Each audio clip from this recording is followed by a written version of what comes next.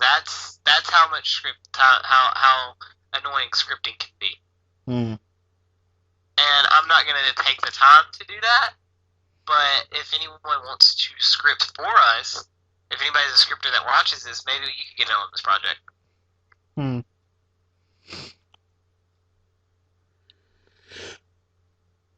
Okay. Well, is there anything else that we would like to talk about? Um, Because we both said our sides, and I think it would be best for us to leave it to our viewers to determine which is better for them, the official games or the ROM hacks, based on what you and me have said. true. Well, I mean, the ROM hacks, final words from ROM hacks, and you can have final words on the official game. Mm-hmm. The final word on the ROM hack, the pros are definitely the increased difficulty level, the unique gameplay, the over availability of Pokemon, like the more Pokemon that are available, and also that someone put hard work into them, and it really shows that people are committed to Pokemon and to making Pokemon fun. Mm-hmm. But the cons to it is the Pokemon aren't actually yours. Like, you don't own those Pokemon. Technically, they're not your Pokemon. Like, I mean, they are, but it's not the same as owning them in the official games. And a second con to it is if you make the ROM hacks, it's so time consuming and frustrating, and then some people will just sit there that have never tried to make a ROM hack and just insult it, saying it's not as good as this other ROM hack. So it's kind of, people don't understand what all goes into making a ROM hack, Mm-hmm. and some people don't appreciate the time that people put into it. And then another con to it would be the fact that it's technically illegal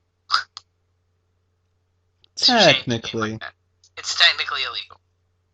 Assuming you don't own a copy of the game that you're hacking. Right. Which I do own Ruby version.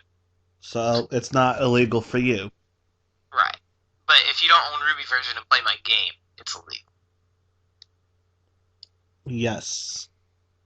Alright. So, Silver, your closing points on the official game.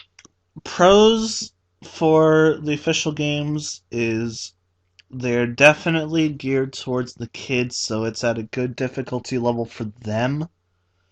The Pokemon that you get, you actually own, and you can train them as you see fit and can interact with a lot more people than you could ever do with the ROM hack.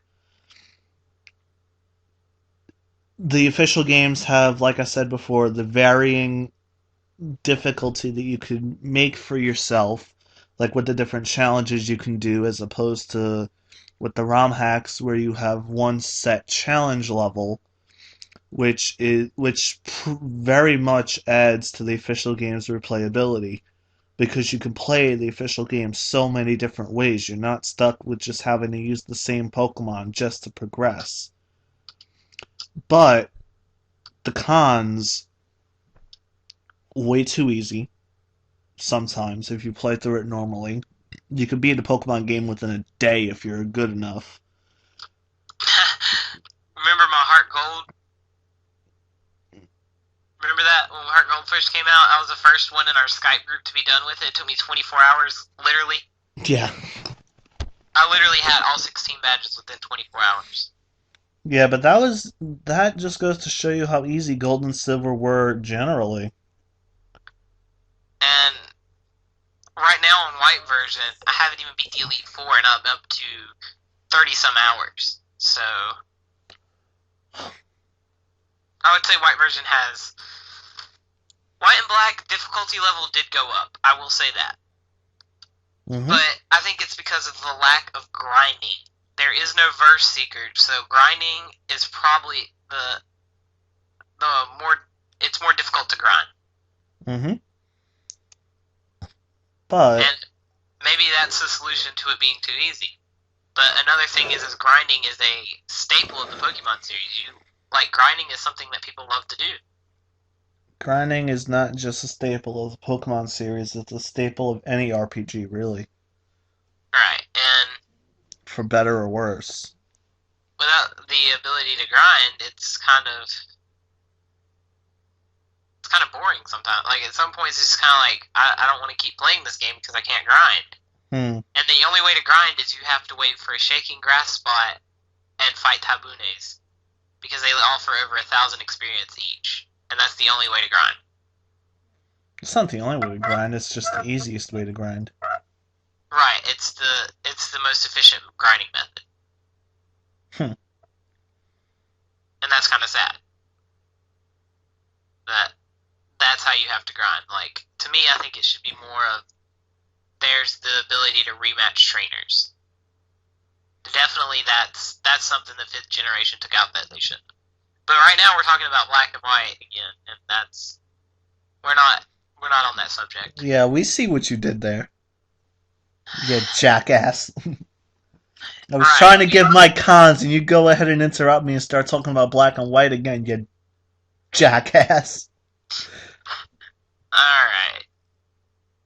I don't even remember what I was saying now. I think I was talking about how it's too easy, and yeah, it's too easy. The games, actually another con, which people may disagree with me about this being a con, but how difficult it is to complete the Pokedex. You have to do all sorts of trading, and many different things you have to do just to see and catch all the Pokemon. It's not a bad thing per se, but I could see how it would turn off some of the more casual players of games. Like, I have to do all this work just to 100% complete the game. Not worth it. I could see people saying that. Although, I don't necessarily think that myself, because I've never really attempted to complete a Pokedex.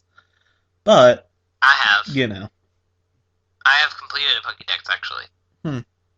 Actually, I've completed 2. I take that back. I completed 2. I completed it on my original Blue version. The first time, whenever I was a kid, I thought you had to. I thought that you